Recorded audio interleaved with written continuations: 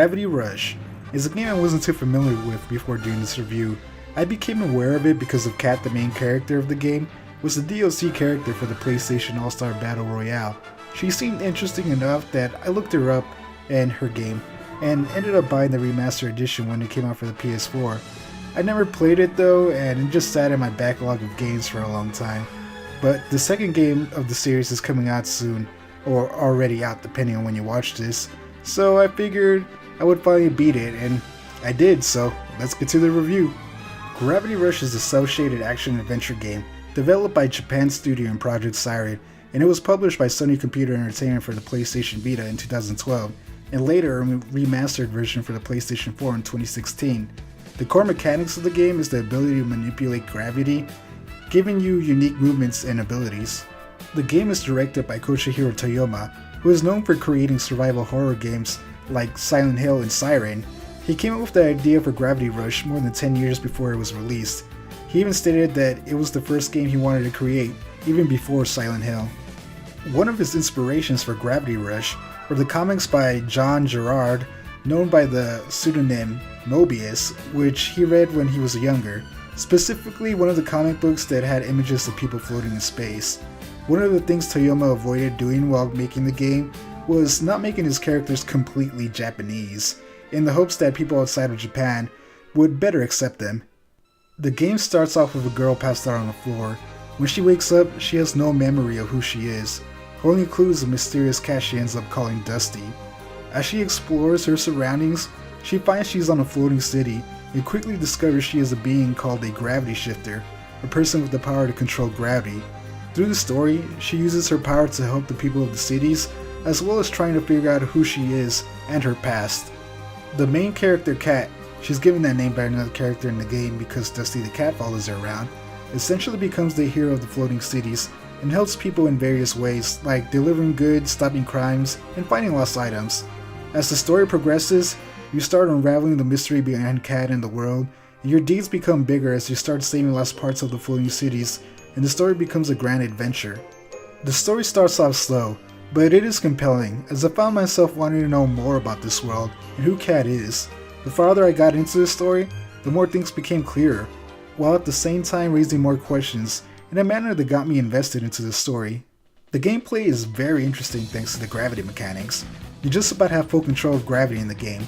By pressing R1 in the control, you start floating in the air, and then use the right analog stick to steer towards the direction you want gravity to point towards, and by pressing R1 again, you start falling in that direction until you hit something solid, or fall out the map. By doing this, you can walk on walls and pretty much fly through the air. By pressing L1, you reset the gravity to normal, which will cause you to fall straight down. This allows you to switch from air combat to ground combat very fast. Your gravity ability has a gauge which limits how long you can control gravity. Once you have used it up, you will have to wait until it cools down until you can use it again. This makes it so you have to be aware of your gauge while you're traveling long distances or while you're in battle. In most areas where you have to travel a long time, there will be places where you can rest or gens that refill the gauge, and as you progress in the game, you will be able to upgrade several of your abilities, like how long your gauge lasts and how long it takes to cool down. Through the game, you can collect items called precious gems that are kind of like currency that you can use to upgrade your abilities and skills. The more you help people in the cities, the more your standing with them improves, and the farther you can upgrade your abilities. The fighting in the game is pretty basic. While on the floor, you have a simple kick combo and the ability to roll so you can dodge. While floating in the air, you have a pretty strong gravity kick, which thrusts you forward towards enemies, and is your main form of air combat. You can also unlock new abilities as you progress through the game, such as the Gravity Strike. These abilities are a lot stronger than your normal attacks. However, you can only use one at a time, and you have to wait for it to cool down before you can use it again. You also have an ability called the Gravity Slide, which allows you to travel fast on the ground, which honestly I never used in the game, since you can pretty much fly around. You also have the ability to make objects float around you, which lets you carry them to different destinations and use for several missions. My favorite thing to do with this ability was to launch people straight into the sky and then just watch them fall, or not watch them fall at all. I mean, they possibly died, but oh well, I thought it was funny.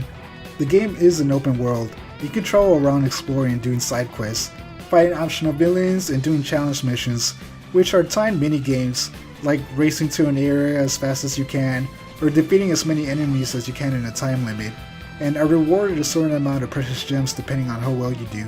The remastered version, which is the version I play, also comes with the 3 DLC packs that were released with the Vita version. The DLC is pretty much a couple extra costumes and some extra missions and challenges. The game is fun once you get the hang of it, which really isn't hard to do, but at times it feels kind of messy or chaotic. Like you get easily turned around or confused when you're overusing the gravity ability. Like in some places I would shift around the gravity so much to get to a certain area, or be fighting an enemy and keep missing with my gravity kick since there's no lock on, and it would just get me really dizzy and mixed up. The combat is just very simple.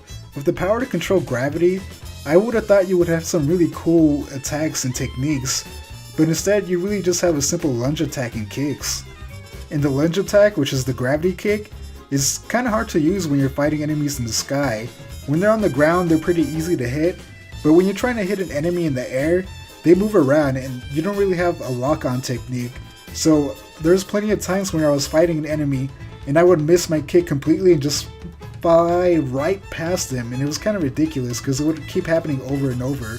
There's plenty of times where I was attacking the same enemy and I just kept missing him, and it was kind of absurd, and I did not enjoy that at all, and it made air combat kind of tedious and annoying. Also, traveling around the world seemed like it took forever. While you get warp points in the game, you still have to travel to those warp points, so it takes a little while to get to them. At first it was really fun traveling around the world as it looks really cool and interesting, but that's about it. You can't affect much of the world or really interact with anything. While you can make people or certain objects float, you can't really talk to anyone, and there isn't any kind of shops or buildings you can enter. It's a cool looking world, but I wish you could just interact with more. Those are really all my complaints. Despite them, I actually really enjoyed the game. I enjoyed the story, and it was kind of cool that it was told in a comic book format since I'm a comic book fan. I also like the characters. Most of them were really well designed and are interesting. Though the gravity mechanics weren't perfect, they were really interesting and fun to use for the most part. The graphics are also really good, and I like the cel-shaded look the game has going. Besides all my complaints, like I said, I had a great time playing the game, and I would give it a 7 out of 10. So, do I recommend playing this game? I do recommend you play it, if you could get it for $30 or less. I had fun playing it, but you don't get a lot of content or playing hours. I think in total there's less than 20. I think I racked up 13, maybe 14 hours, and that was with me fooling around and with the DLC. However, if you get dizzy easy or have vertigo, you might want to stay away from this game, and I wouldn't recommend you playing it because it'll probably make you toss your lunch.